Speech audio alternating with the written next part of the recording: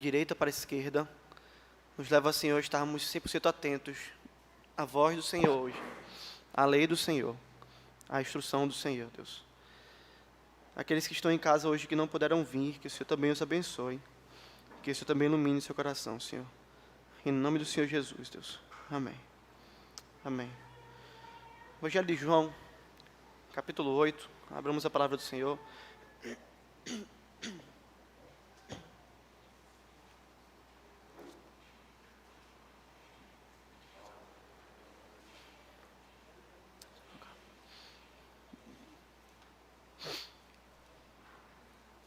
Você que nos visita, nós pregamos a palavra de Deus em sequência. Você que nos assiste online também, saiba disso. Nós entendemos que toda a lei do Senhor deve ser pregada. Nós estamos pregando então em João, em Gênesis e Tiago aqui na igreja, expondo versículo a versículo.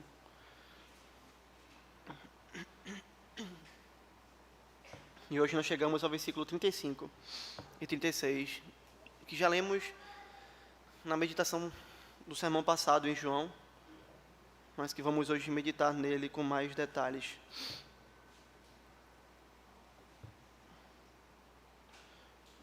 Evangelho de João, capítulo 8, 35 e 36. O escravo não fica sempre na casa, o filho sim, para sempre.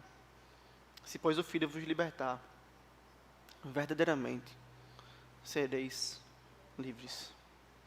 Amém. Você já parou para pensar em como nós temos facilidade de imaginarmos sendo aquilo que nós não somos? Você já parou para pensar nisso? Como nós temos essa facilidade de pararmos, de devagarmos, de viajarmos, assim a gente pode dizer na nossa linguagem popular hoje, imaginando, pensando que nós somos algo que nós não somos.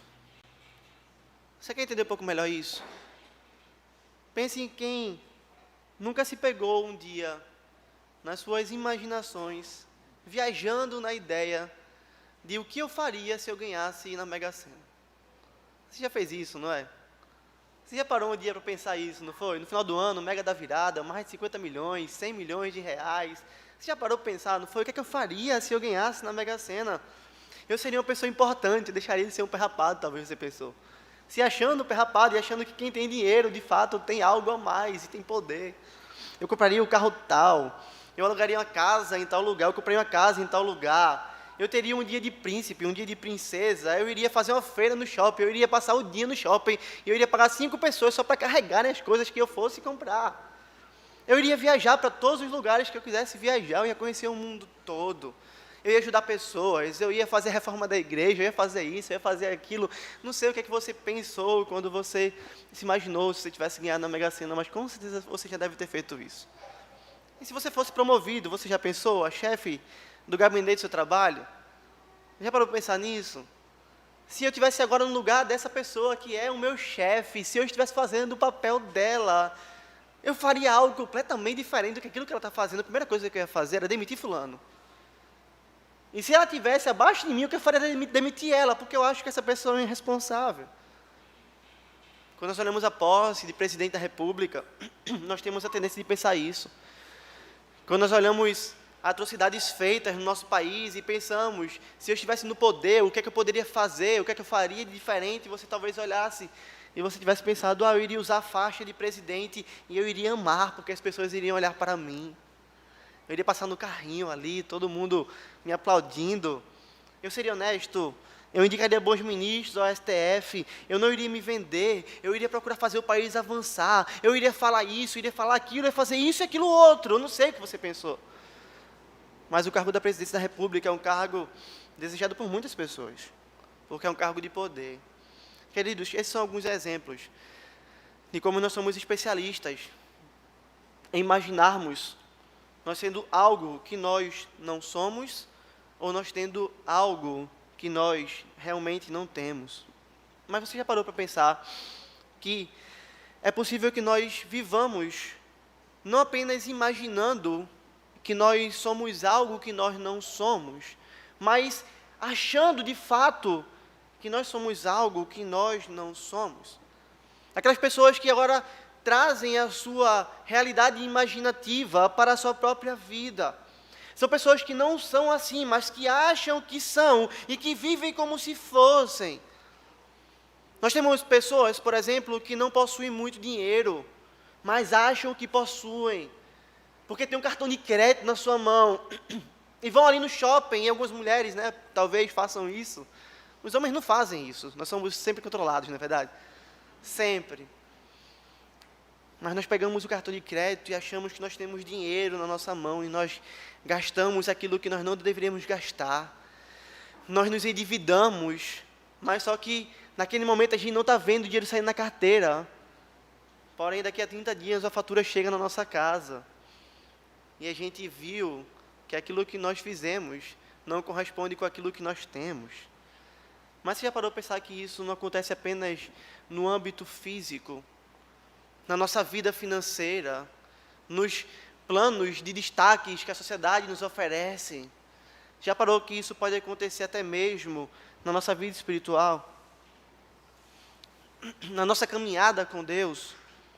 Você já parou para pensar que existem pessoas, por exemplo, que podem estar na igreja, que podem se achar crentes, podem olhar para si mesmos e dizer assim: eu sou membro de uma igreja, eu faço parte de uma comunidade de fé, eu tenho um nome no hall de membros, eu fui batizado, eu fiz uma oração um dia, eu levantei a minha mão, eu vim à frente, o pastor orou por mim. Gente que usufrui dos louvores.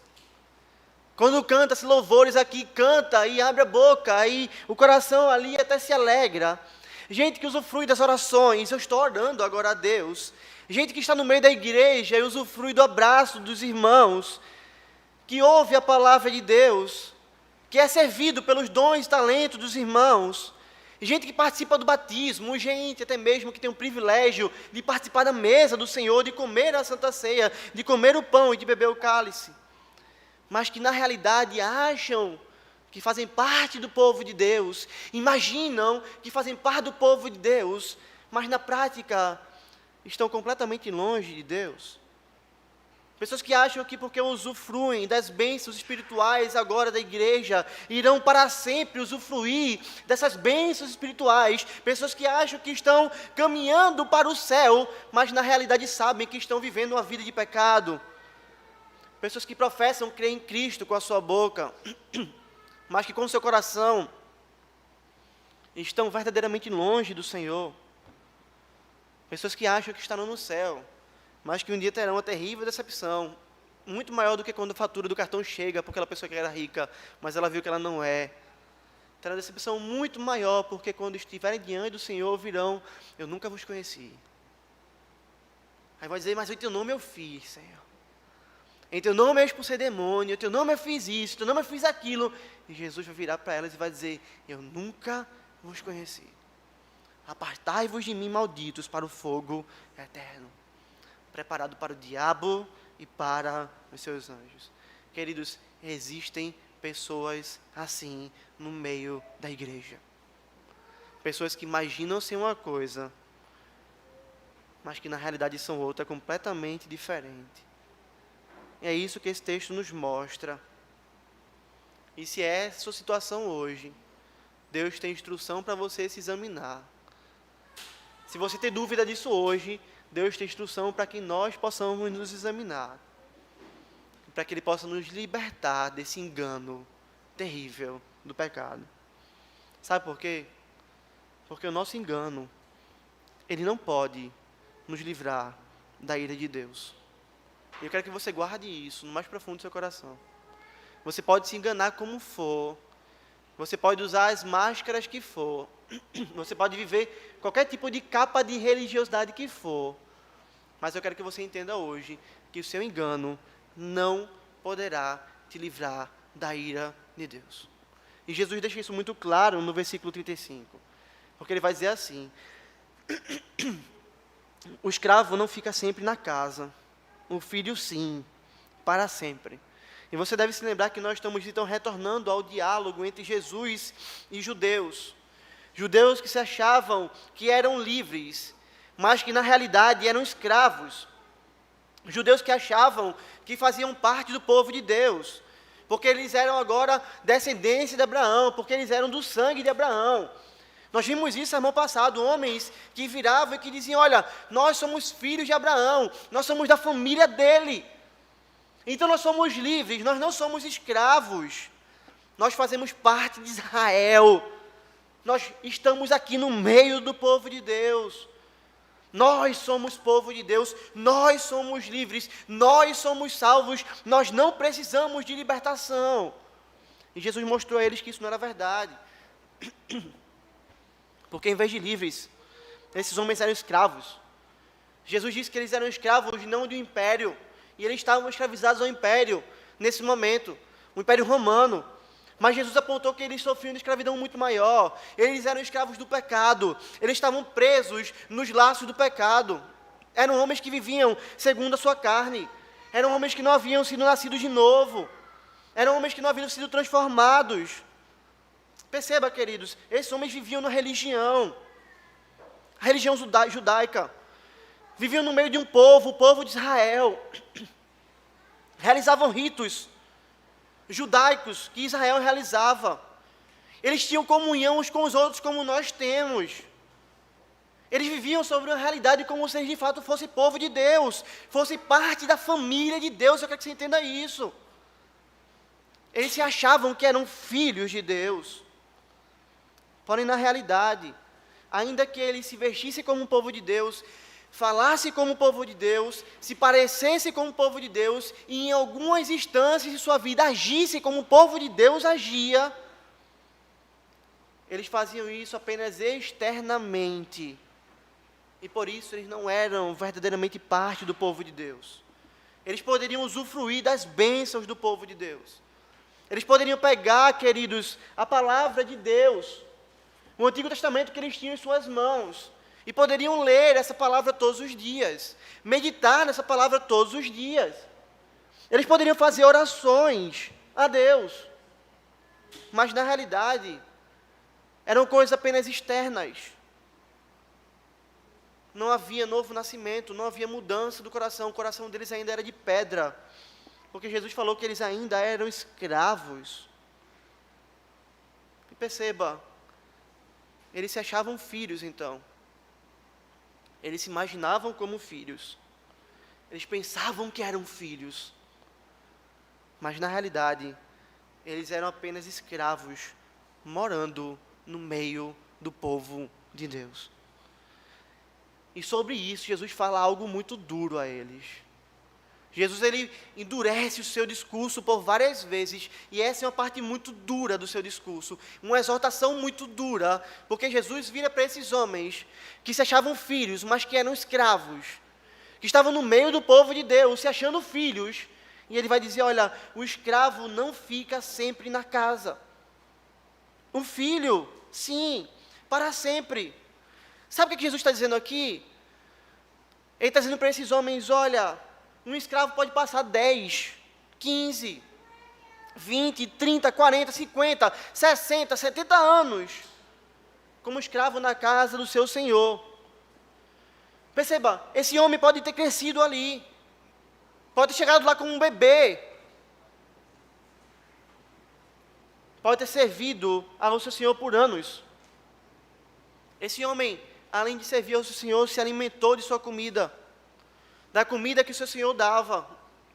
Esse homem dormiu nas dependências da casa do seu senhor. Esse homem cresceu brincando com os filhos desse senhor, ou até mesmo foi o tutor deles. Criou esses meninos, forjou esses meninos durante muitos anos. A caminhada pode, de fato, ter sido longa de um escravo dentro de uma casa. E nós sabemos qual a tendência de quando isso acontece. Um escravo que passa muito tempo dentro de uma casa e de uma família, dividindo ali o mesmo ambiente com eles, o modo de vida deles, servindo a eles, tem uma tendência. E qual é a tendência? Se achar que ele agora é parte da família, não é verdade? São tantos anos, tantos dias, tantos meses que passam que aquela pessoa já começa a se habituar àquela casa. Já começa agora a viver achando que ele faz parte daquela família, que ele nunca mais vai sair dali, não é verdade? Sim, ele pode achar isso, ele pode pensar isso, ele pode imaginar isso em sua mente, sou parte da família, mas por mais que ele tenha passado tantos anos ali, e usufruir de tudo o que tinha de benefício, que ele pudesse também usufruir na casa de seu Senhor, sabe qual é a realidade desse homem? Ele é um escravo, e ele nunca vai de fato passar a ser membro dessa família, enquanto o seu Senhor não resgatar e disser assim, eu não agora considero mais você como escravo, eu considero você como parte da minha família. Enquanto isso não foi falado, esse homem foi, e esse homem sempre será um escravo. E você sabe que todo dono de escravo tem o direito sobre ele, o direito de vendê-lo, quando ele bem quiser. O direito de mandar ele para outro lugar, quando ele bem quiser, no momento em que ele desejar. E quando ele fizer isso com esse escravo vai deixar de usufruir todos os benefícios que ele ainda tinha na casa do seu Senhor. Ele vai perder todos os privilégios que ele possuía. Ele vai ser lançado fora dali, porque ele não é parte da família. Ainda que ele more na mesma casa, fale com as pessoas da casa, participe da dinâmica da casa, ele não é filho do dono da casa. Queridos, esses judeus eram assim. Eles eram escravos do pecado e não filhos de Deus. Mas eles estavam no meio do povo de Deus, mesmo sem fazer parte do povo de Deus. Eram apenas escravos, e Jesus alerta esses homens dessa realidade. Porque como escravos, eles não iam permanecer para sempre na casa do seu Senhor. Perceba, o que é que Jesus está então dizendo a esses homens? Jesus está dizendo a eles, de que eles nem sempre iriam usufruir das bênçãos de viverem no meio do povo de Deus. Que em um momento isso iria acabar. Que em um momento isso iria chegar ao fim. E queridos, sabe quando é que esse momento iria chegar ao fim? Naquele momento em que eles estavam com Cristo na frente deles, já era o início disso. Por quê? Como muito bem diz o William Hendrickson, os judeus que se vangloriavam de ser descendentes de Abraão, veja, de fazerem parte da família de Abraão, fariam bem em se lembrar disso. A antiga dispensação, com os seus privilégios para Israel, tinha terminado. Os verdadeiros filhos de Abraão continuarão na sua casa e gozarão permanentemente seus privilégios, mas os escravos de Abraão terão que sair. Ou seja, no momento em que Cristo veio, e isso estava acontecendo naquele exato momento, o reino de Deus havia chegado agora em sua plenitude. Você precisa entender isso. Antes, o reino de Deus não estava em sua plenitude. Por quê? Porque Deus havia escolhido um povo, o Israel, uma nação, para que essa nação pudesse ser um modelo, e para que essa nação pudesse ser bênção para as outras nações. Era dessa nação que viria o Messias, que viria o Cristo. Esse povo, então, como modelo, deveria viver anunciando o modo de vida de Deus, a esperança que o povo de Deus deve ter, o desejo pela vinda de um Messias, a promessa da vida de um Messias, mas era um povo. Para você se tornar parte do povo de Deus, você tinha que sair da sua terra e ficar no meio de Israel. Você tinha que mudar de vida, você tinha que se tornar um israelita. Você tinha que ser circuncidado. Porque lá que estava o povo de Deus andava junto. São aqueles que nós chamamos de prosélitos, percebe? Então isso não é plenitude, isso apenas atinge uma parte da nação, ainda que deveria ser bênção para as outras nações. Porém, quando Cristo vem, quando o Filho de Deus anda sobre essa terra, come nossa comida, bebe a nossa bebida, respira o ar que nós respiramos, nós temos agora uma realidade completamente diferente acontecendo. No sentido de ser muito maior, no sentido de ser muito mais pleno. Por quê? Porque quando o Filho de Deus morre, nós vemos que o véu do templo se rasga de alto a baixo. Nós vemos que agora não tem mais um templo onde nós vamos sair de tantos lugares para irmos lá e adorarmos a Deus. Não tem mais um povo específico em que esperam as promessas de Deus. Não há mais um local apenas onde Deus ali se mostra presente fazendo atos redentores. Não. Quando Cristo vem, nós vemos agora que o Evangelho ele se expande pelo mundo de uma maneira muito mais plena. Nós vemos um Cristo que vira para o seu povo e vai dizer, vão pelo mundo todo e pregue o Evangelho a toda criatura. Nós vemos toda a lei cerimonial sendo cumprida nele e não precisando mais ser cumprida. Nós vemos agora o Evangelho entrando em sua plenitude. E perceba, Deus agora não está mais em uma nação como Israel. E aqui eu queria fazer um parêntese para você. Não acho que Israel é especial hoje. Tem muitos crentes caindo nesse engano. E até mesmo o presidente da República nos leva a cair nesse engano. E eu estou falando dele porque ele é figura de autoridade sobre a nossa nação. Israel, Israel, nós temos um verdadeiro culto a Israel hoje. Porque Israel isso, porque Israel aquilo, queridos. O tempo do Israel passou.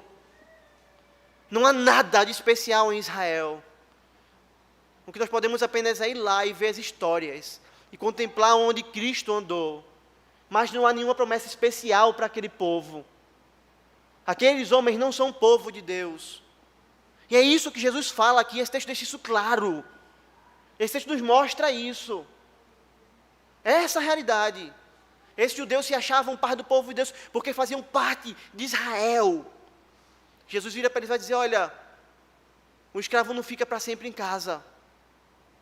Não fica. Eu vim agora. O véu foi rasgado. O evangelho é pregado agora no mundo todo. Vai acontecer aquilo que Paulo vai falar em Gálatas 3:28. Não há judeu nem grego, percebe? Não há escravo nem livre, homem nem mulher, pois todos são um em Cristo. O que é que nós temos então sobre essa realidade? Que o verdadeiro judeu, aquele que faz de fato parte do povo de Deus, ele não é agora alguém que é apenas um religioso. Porque não há diferença entre o judeu e o grego. Não há mais essa diferença. Por quê? Porque seja o judeu, seja o grego, e nós somos gregos, no que diz respeito a não fazemos parte do povo judeu, e fomos enxertados na videira que é Cristo, nós somos iguais a um judeu que era judeu, se arrependeu dos seus pecados e creu em Cristo. Quando Cristo vem, a realidade agora muda, completamente. Não no sentido que antes era errado, mas que agora está muito mais ampliado. Agora não é mais um povo, agora é o povo de Deus espalhado por todas as tribos, raças, línguas e nações. É isso que nós entendemos. E sabe o que ia acontecer com aqueles judeus que estavam no meio do povo de Deus, porque o Israel era do povo de Deus, mas não eram? Aqueles judeus que estavam com Cristo na frente deles e o rejeitaram, que ouviram a palavra do Senhor e não creram no Messias enviado por Deus. Nessa agora, entre aspas, nova casa de Deus, que abrange o mundo todo, esses judeus não mais permaneceriam ali. Esses judeus seriam lançados fora. Esses judeus eram escravos que seriam mandados embora, porque eles não eram filhos. Apenas os judeus piedosos, aqueles que creram verdadeiramente em Cristo Jesus, iriam ter o privilégio de permanecer no meio do povo de Deus agora e para todo sempre. Queridos, quando nós olhamos para essa realidade, nós podemos pensar, ok, pastor, o que é que isso tem a ver com a nossa vida? Tudo a ver. Porque assim como aconteceu com o povo judeu, assim também vai acontecer com a igreja visível de Cristo. Assim como aconteceu com Israel visível de Deus, aquele povo separado, onde havia gente que estava lá, que se achava filho, mas que era escravo, e havia gente que estava lá, que era filho de fato de Deus. E agora esses homens que se achavam filhos, mas eram escravos, foram lançados fora. Algo vai acontecer da mesma maneira conosco, como igreja visível. E igreja visível é isso, é a igreja, é o povo que nós vemos. Nós não sabemos o coração de cada um, mas nós olhamos aqui e dizemos, essa é a igreja do Senhor. Porém, queridos, no meio da igreja do Senhor, nós sabemos que nem todos que congregam nela, nem todos que estão nela, que fazem parte dela, são de fato filhos de Deus. Como nós sabemos isso? Você poderia achar muita ousadia, pastor, você falar isso, você não conhece o coração. Eu de fato não conheço, queridos. Mas o próprio Senhor Jesus nos falou sobre essa realidade, quando ele utilizou da parábola do joio e do trigo. Quando ele disse que havia ali uma plantação de trigo, e durante a noite um maligno foi lá e plantou o joio no meio, e semeou o joio no meio. Percebe? Quem é o joio? Ele é alguém que se parece com o trigo. Ele é alguém que você olha, e a não ser quando ele já está maduro, quando ele está crescido, você não consegue identificar com muita clareza qual é a diferença do joio para o trigo. Eles se parecem tanto que Jesus diz para a gente não arrancar, porque vai correr risco da gente tirar o joio e tirar o trigo junto. Percebe isso? Mas ele fala que esse joio não vai permanecer no meio do trigo. Esse joio não vai continuar lá para sempre, porque o joio é escravo e o trigo é filho. E ele nos garante a mesma coisa que ele disse agora na sua vinda primeira a Cristo. Os escravos vão ser expulsos. Jesus diz que quando ele voltar, lá em Mateus 13 ele fala isso, versículo 10. Os anjos vão ajuntar o joio, vão ajuntar o trigo vai ser recolhido no celeiro do Senhor, ou seja, vai permanecer com o Senhor, e o joio vai ser lançado no fogo para ser queimado. Você consegue entender isso? Jesus explica essa parábola ainda no capítulo 13 de Mateus, quando ele vai dizer assim: o que semeia a boa semente é o filho do homem, o campo é o mundo. As boas sementes são os filhos do reino, o joio são os filhos do maligno, o inimigo que o semeou é o diabo. A ceifa é a consumação do século, e os ceifeiros são os anjos. Pois assim como o joio é colhido, lançado ao fogo, assim será na consumação dos séculos. Mandará o Filho do Homem os seus anjos, que ajuntarão do seu reino todos os escândalos e os que praticaram iniquidade, e os lançarão na fornalha acesa. Ali haverá choro e ranger de dente. Então os justos resplandecerão como o sol, no reino de seu Pai. Quem tem ouvidos, veja, quem tem ouvidos para ouvir, ouça. Queridos, como isso é sério. Pessoas que ali usufruem do mesmo solo. Quando o fazendeiro rega a sua fazenda, ele não chega e só rega, aqui é joio, aqui é trigo, não. Ele rega todos. Você percebe que isso está acontecendo agora? O supremo fazendeiro da sua igreja, o supremo Senhor da sua seara, está regando a sua igreja, está falando a sua palavra, está alimentando o seu povo, está jogando o pão da vida, está jogando nutriente, está jogando água da vida sobre nós.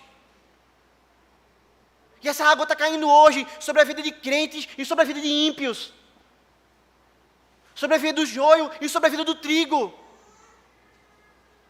Está falando no nosso coração, nós estamos usufruindo das bênçãos dele. Mas ele vira para mim, ele vira para você, ele vai dizer: olha, quem tem ouvido para ouvir, ouça. Porque se nessa manhã você está aqui, mas você não crê verdadeiramente em Cristo, é juízo que está sobre a sua vida. É o que ele está dizendo: eu vou vir, eu vou voltar, os meus anjos, eles vão separar quem me pertence de quem não me pertence. Quem me pertence vai ficar na casa, no reino do Pai. Vai resplandecer como o sol, vai brilhar. Mas quem não me pertence vai ser lançado no fogo eterno. Queridos, é assim que vai acontecer na separação da igreja. Os ímpios serão retirados. Um dia Jesus vai voltar. E todos os impostores, todos que são escravos, mas que usam as roupas do filho do dono da casa para se parecer com o filho. Todos que são escravos, mas que falam como o filho do dono da casa, só para se parecer como o filho, para ter um status para as outras pessoas verem. Todos que são escravos, mas que querem usar uma linguagem como o do filho do dono da casa, para parecer que é filho. E nós temos isso hoje, né? A paz do Senhor, meu irmão. A nossa linguagem muda. Mas todos que tentam se parecer com filhos, mas não são filhos, eles serão lançados no inferno. Você entende quão sério isso é? Você tem compreensão disso nessa manhã?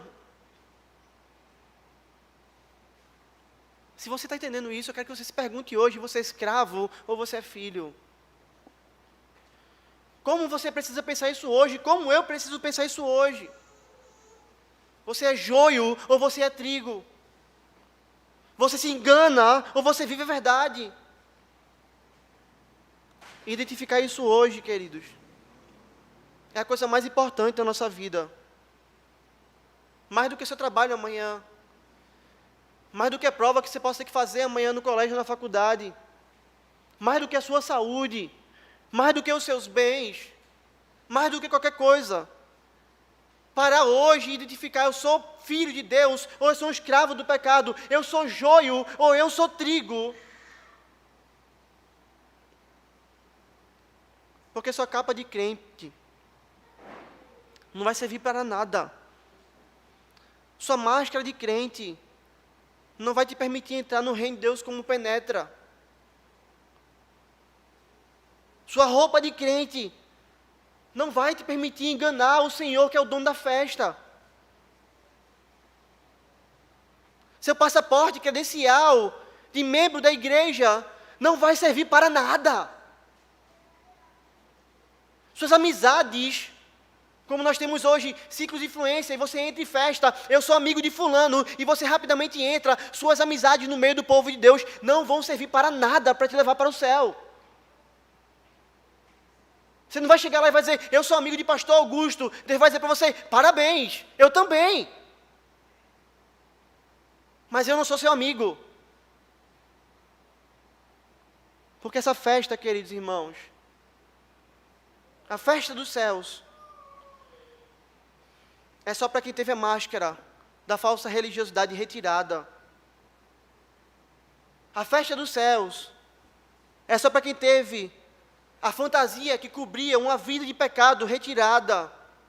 A festa dos céus é só para quem teve a própria face do Cordeiro de Deus, Jesus Cristo, sendo moldada nele.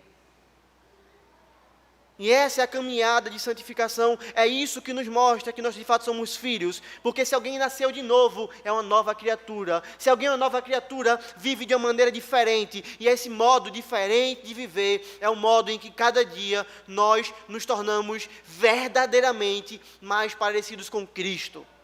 É o modo em que nós vamos passar dia após dia a amar Cristo como Ele deve ser amado, a desejar Cristo como Ele deve ser desejado, a ter prazer em Cristo como Ele quer que nós tenhamos. É um coração mudado, são sentimentos mudados, não é apenas atos externos. E você precisa entender isso nessa manhã. O que difere o joio do trigo, sua essência, e não a sua aparência. A aparência, queridos irmãos, é apenas uma mera consequência. Se nosso coração é mudado, a face de Cristo é formada em nós. O próprio Tiago diz isso. A fé sem obras é o quê? Morta. Nós conhecemos a árvore boa porque ela dá frutos bons. Porque a essência de uma árvore boa é boa.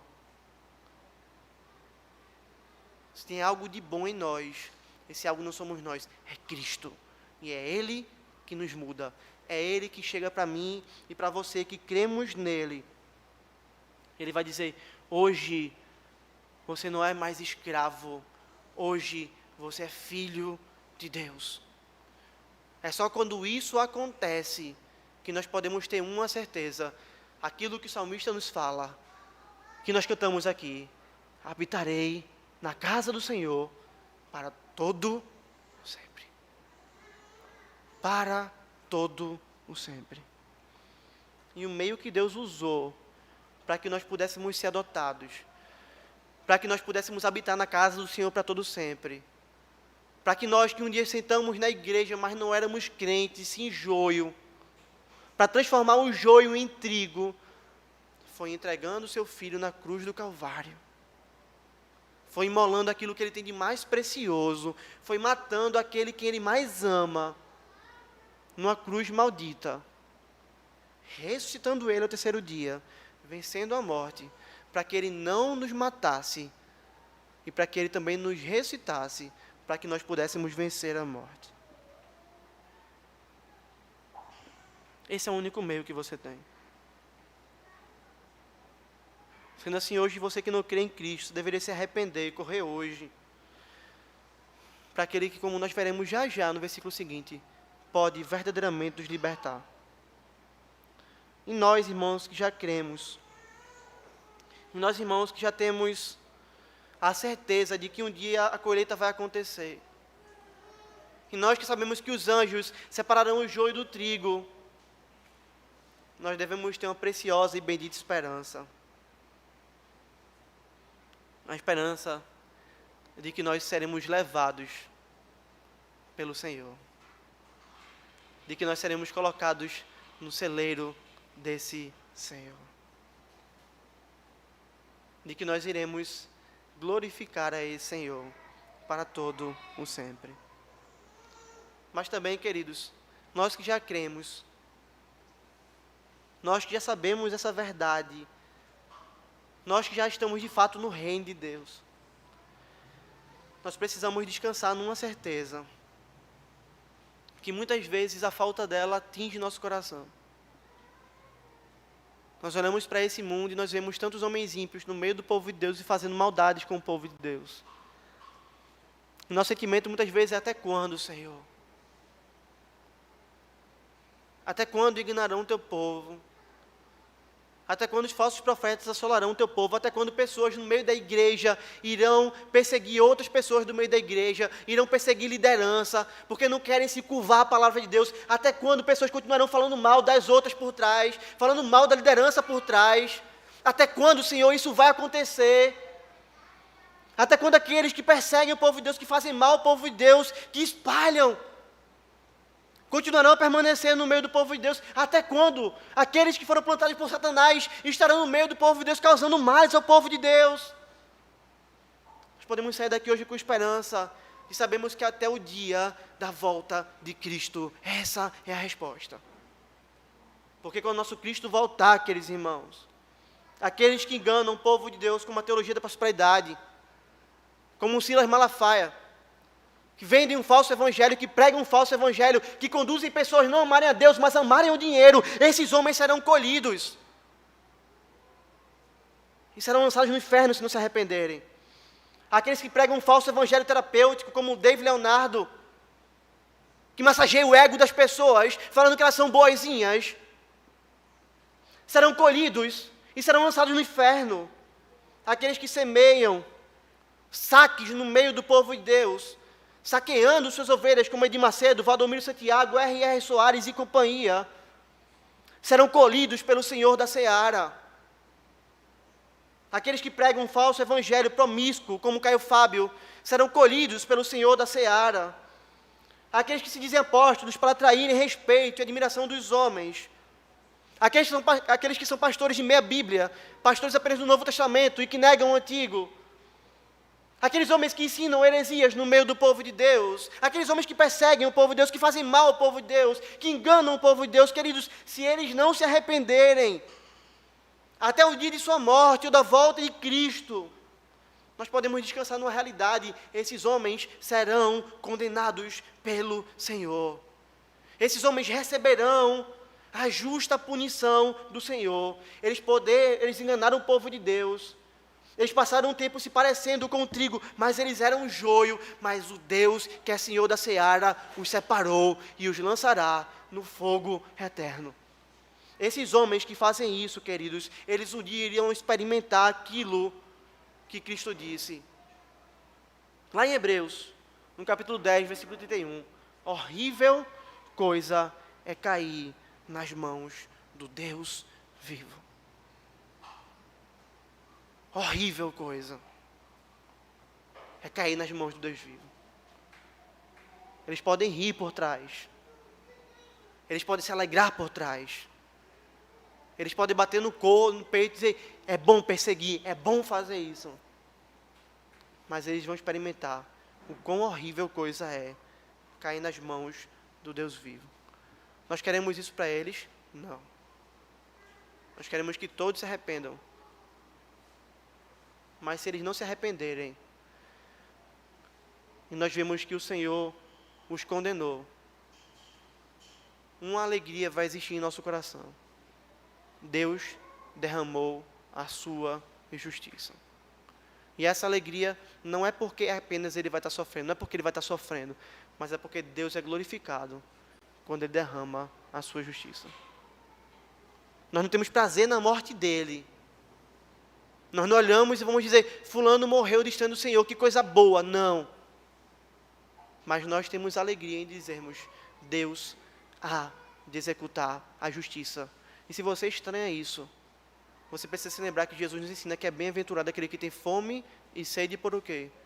Por justiça. A única saída para esses homens é experimentar a verdadeira libertação.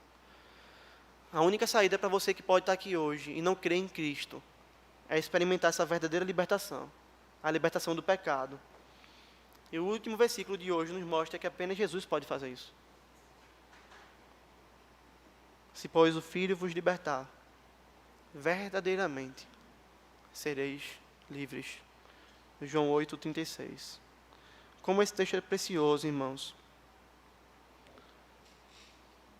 Porque pense que coisa terrível seria Jesus chegar para esses homens e dizer, vocês são escravos, e virar suas costas.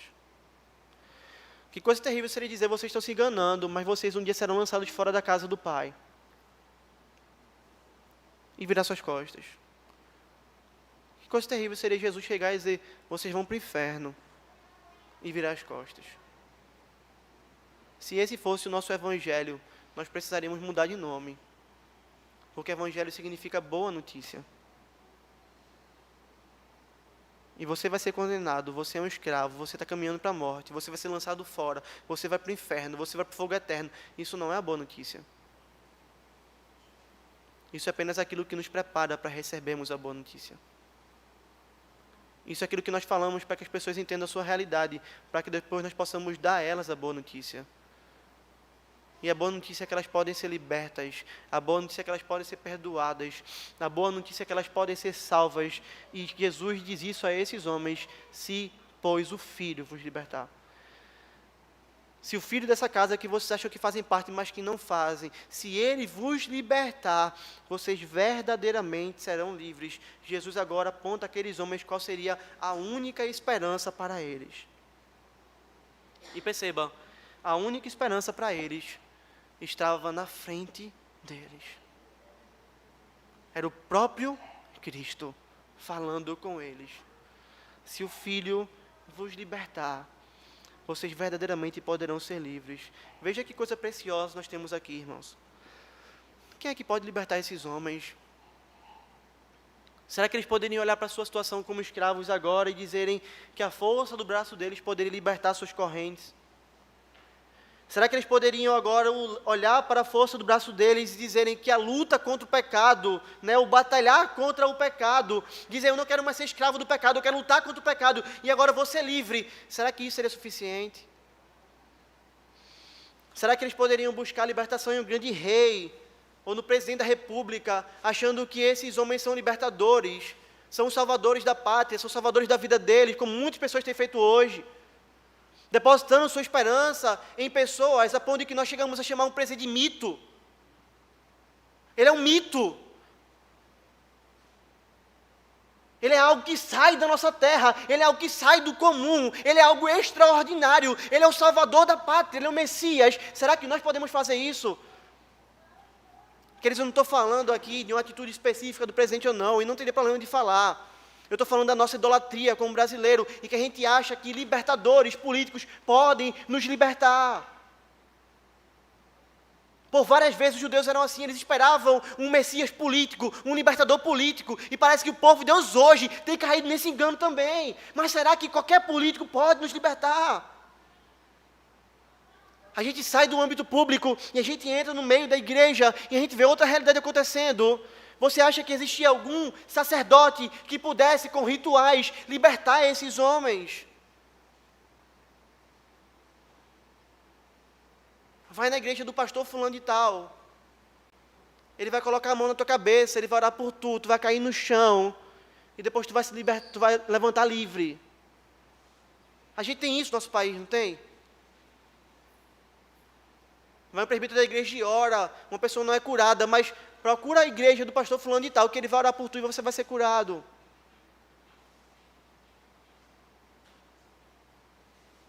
Queridos, será que algum sacerdote poderia libertar esses homens? E quando eu falo sacerdote, eu falo sacerdote terreno, porque Jesus é o supremo sacerdote, eterno, da ordem de Melquisedeque. Ninguém poderia libertar esses homens. Porque para a libertação dos pecados, só existe um que pode fazer isso. E o nome dele é Jesus Cristo. Esse é o nome dele. É o único que pode libertar um homem da incredulidade. Você pode explicar o evangelho como for, a pessoa pode olhar, balançar a cabeça para você dizer, eu entendo. Ela pode dizer, eu estou errada, mas ela pode continuar no pecado dela, porque só quem liberta é Cristo. Ele é o único que pode libertar. Porque ele é o único que obedeceu toda a lei perfeitamente. Aquilo que nós não podíamos fazer, ele fez.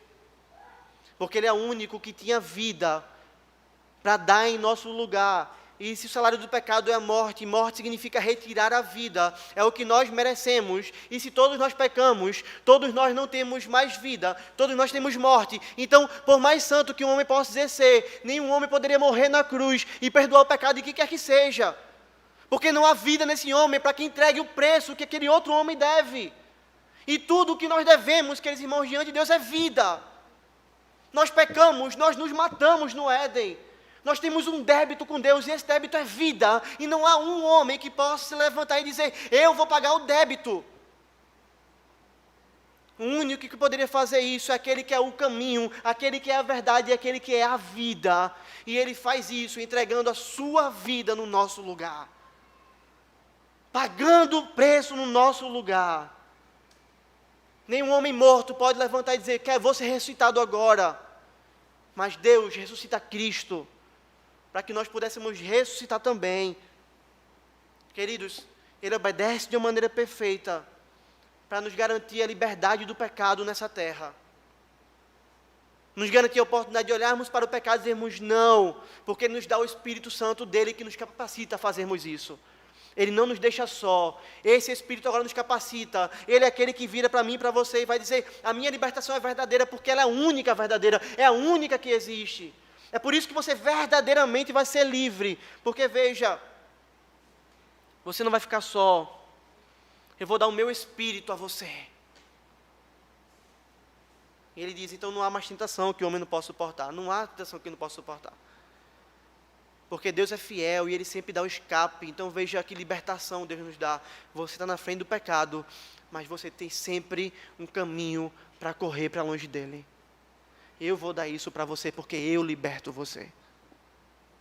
Um homem sem Cristo, ele só olha o pecado, apenas o pecado, e se afunda no pecado. Um homem com Cristo, ele olha e diz, tem outro caminho, sobremodo excelente. Como nós lemos no Salmo 119, todo caminho de falsidade. Eu devo estar longe, eu devo afastar os meus pés. Ele é aquele que liberta verdadeiramente, porque nele nós somos libertados da culpa do pecado também. Porque a condenação do nosso pecado caiu sobre ele, e nós sabemos agora que não há mais condenação para aqueles que estão em Cristo. É por isso que a libertação dele é verdadeira. Nenhum homem pode garantir a você que você agora vai estar em paz com Deus, a não ser que esse homem seja Cristo. Todo pastor que vira para a igreja e diz, você que crê verdadeiramente em Cristo, está em paz com Deus, ele não faz isso pela sua autoridade, ele faz isso por Romanos 8:1, que diz, não há mais condenação para aqueles que estão em Cristo. Então não é na palavra do pastor que você confia, é na palavra do Supremo Pastor, na Bíblia que nós confiamos. Ele liberta, queridos, a gente, verdadeiramente, porque Ele tira de nós o medo de deitarmos a cabeça no travesseiro, de morrermos e de nos encontrarmos com um Deus irado. Porque nos garantiam em Romanos 5:1 que justificados, pois, pela fé, mediante a fé, nós agora temos paz com Deus. Ele liberta a gente do medo do próprio Deus. Ele dá agora ao homem que antes vivia, se eu morrer eu vou para o inferno, se eu morrer eu estou condenado, o que vai fazer com a minha vida, o que vai acontecer com a minha vida quando eu morrer? Ele vira para mim e vai dizer para você, você ter paz com Deus se você está em mim. A minha libertação é verdadeira. Você pode deitar sua cabeça em paz, você pode descansar. Porque eu paguei o preço. A oferta pela culpa, Ele ofereceu, queridos irmãos. E a libertação de Cristo é verdadeira por fim, porque Ele também nos livra da morte. Porque Ele nos disse, sou a ressurreição e a vida. Quem crê em mim, ainda que morra, viverá. E todo que vive e crê em mim, não morrerá eternamente. E Ele faz a pergunta, creis isto? Percebe? Se você crê em mim, você pode morrer, mas você vai viver. Você crê nisso? É quem crê nisso que é liberto do medo da morte. É apenas por esse Jesus, irmãos, que nós podemos ser libertos, que nós podemos ser verdadeiramente livres. O mundo se acha livre quando diz assim, eu posso me embriagar à vontade. Eu sou livre para fazer sexo com quem eu bem quiser. Eu sou livre para gritar com as pessoas, para tratar mal as pessoas, para falar mal das pessoas. Eu sou livre para fazer o que eu quiser. Eles se acham livres, mas a verdadeira liberdade se encontra somente em Cristo. E é justamente não fazer tudo isso. Livre para ter paz com Deus, para glorificar a Deus. E se você crê em Cristo verdadeiramente, você experimenta isso. Você olha para a sua vida e você vai dizer, eu tenho paz com Ele. E o que é que esses homens precisavam fazer para ser livres, irmãos? Caminhando para a gente finalizar. O que é que eles precisavam fazer para ser livres? Crer em Cristo, não é? Ter uma fé em Cristo. Mas você parou para pensar que até essa própria fé só seria possível se o próprio Senhor lhes desse essa fé? Porque veja, a atitude de libertar um homem não é um homem se libertar, é Cristo libertá-lo. É um homem estar preso em cadeias e Cristo cortar suas cadeias e Cristo quebrar suas cadeias por meio da fé. Então perceba, doutrina da predestinação, da eleição puramente aqui. Nós não temos livre-arbítrio para escolher sermos libertos. Nós não temos livre-arbítrio para escolhermos a Cristo. Porque senão era, se você se libertar e crer em Cristo, você vai ser livre. E o texto não diz isso.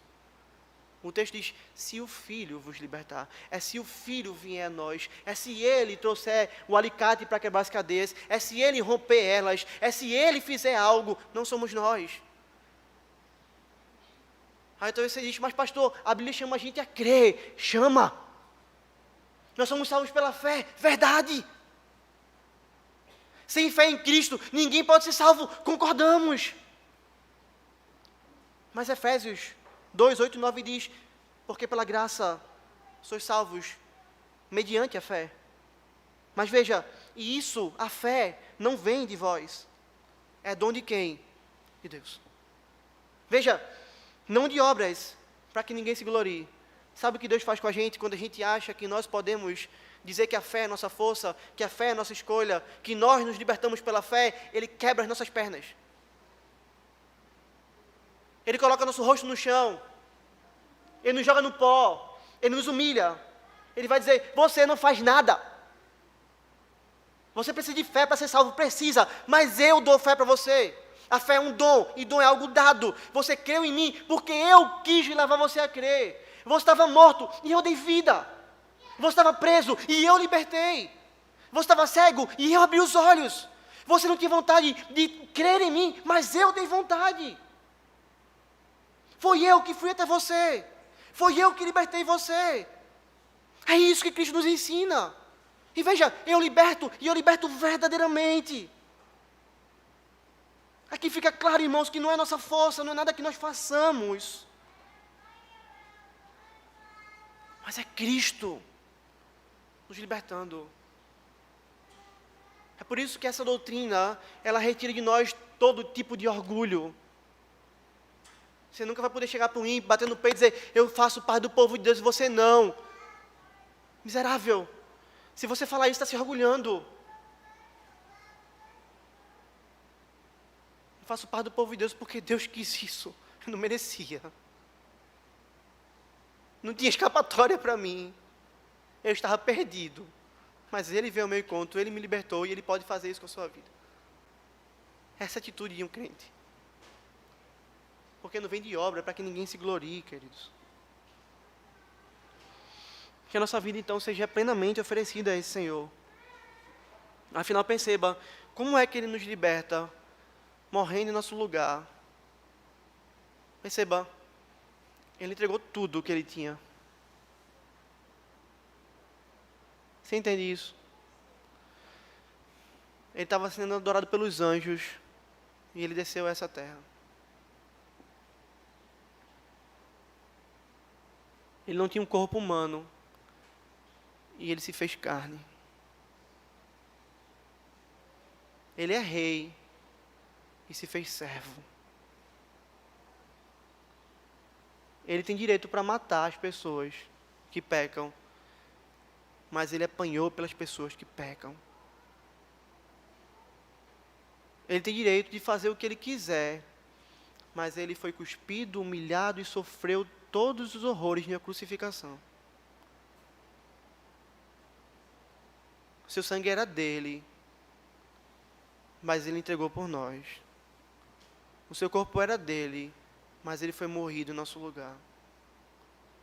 Não houve nada que Cristo tivesse que Ele não tenha entregado por nós. Eu não sei você, mas querido, quando olho para essa realidade, eu só consigo pensar em uma coisa. Se Ele entregou tudo por mim,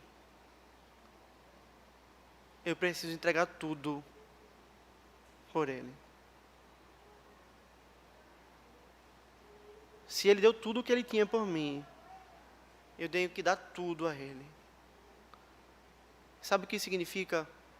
Que não há uma área da nossa vida que não possa estar curvada ao senhorio de Cristo. Mas, queridos, como nós temos dificuldade com isso? Como nós muitas vezes estamos distantes disso? Vamos pensar um pouco no nosso coração hoje. Se o Senhor te chamasse hoje para ser missionário em um país perseguido, para levar sua família com você a um país, por exemplo, do Oriente Médio, seus filhos que você ama, bonitinho, cheirosinho, sua esposa, seu marido, se Deus falasse para você, olha, como Ele falou para Jonas, vai a Nínive e prega lá. Você não precisa responder a mim, pergunte a você hoje no seu coração, qual seria a sua motivação?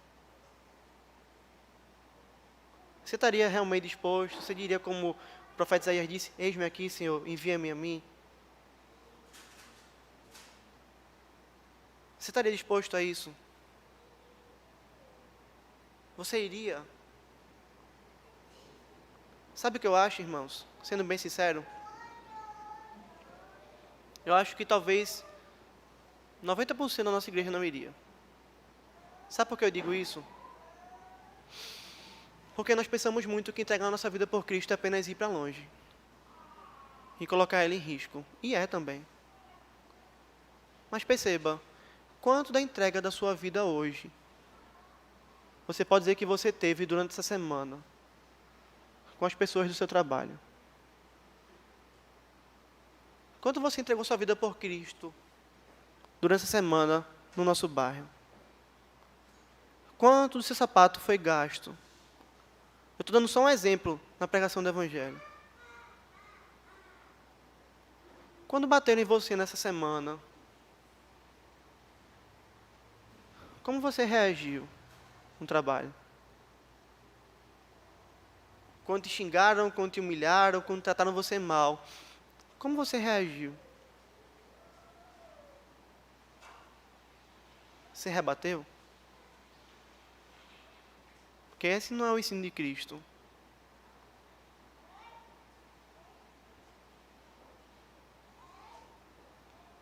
Quanto nosso tempo nós gastamos em oração essa semana?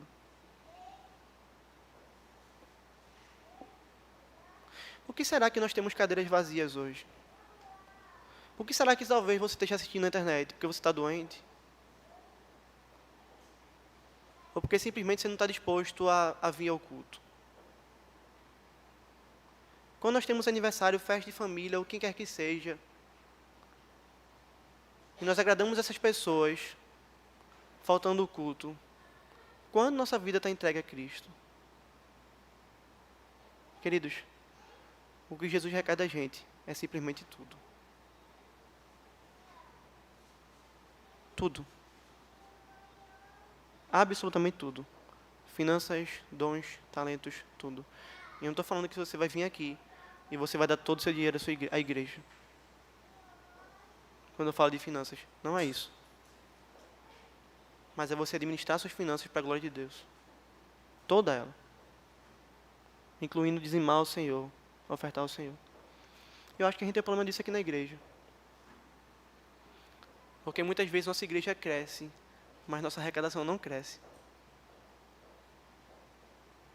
Porque talvez servir a Deus vindo ao culto e sentar é muito melhor e mais prazeroso do que servir a Deus vindo ao culto e dizimar, porque eu prefiro gastar aquilo com outras coisas para mim.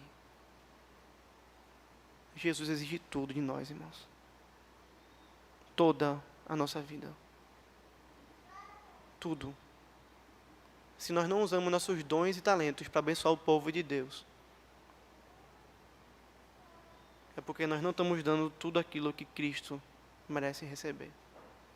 Eu queria fechar essa parte do sermão dizendo para você, se você está na igreja e domingo após domingo você tem sentado e você não tem procurado fazer nada em prol do seu irmão, em prol do bairro, em prol do crescimento do corpo de Cristo, da edificação dele, do discipulado, de aconselhamento, do que quer que seja que você possa fazer com o seu dom e o seu talento,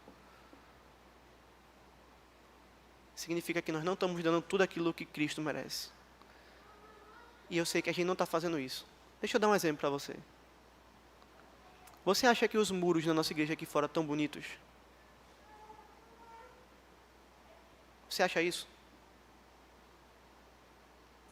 Você acha que quem passa pela nossa igreja e vê os muros daqui de fora, olha e diz, isso é muito bom? Porque você que é homem da igreja, você não se incomoda com isso? Porque você espera do pastor que resolva isso? Se o pastor é apenas um. Porque você nunca chegou para mim e disse assim, pastor, esse muro está feio, a casa do Senhor está feia. O local em que a gente se reúne está horrível. Sábado que vem a gente pode se juntar aqui, 5 homens em pintar?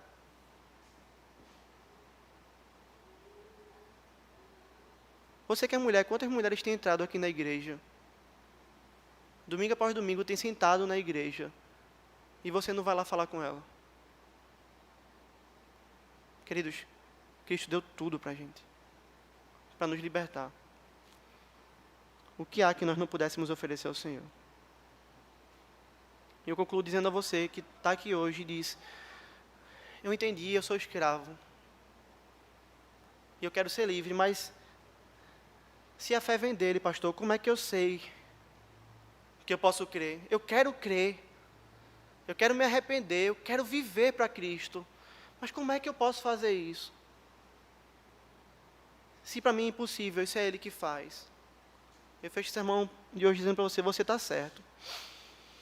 Você não pode fazer por sua própria força.